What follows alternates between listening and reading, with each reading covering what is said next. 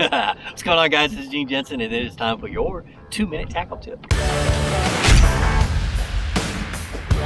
This was kind of a no-brainer, but I see it done wrong a lot, so I want to do this.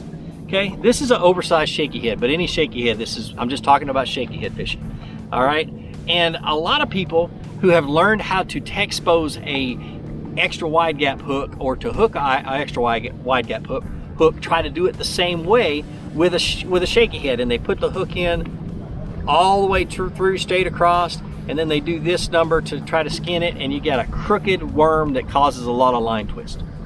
Okay, so one thing you want to do is you want to lay that hook alongside that worm and see where that hook's going to go in and how that worm is going to stay straight.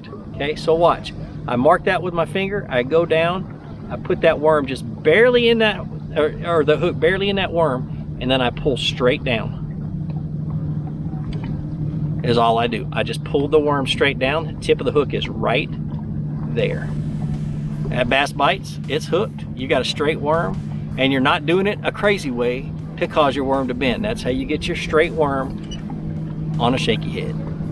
And that is your 2-minute tackle tip. Well, like I always say, be sure to introduce somebody to fishing. Introduce them to my channel. Let them help you teach you how to fish. More importantly, get out on the water, go ahead and catch some fish, and have a great day. We'll see you.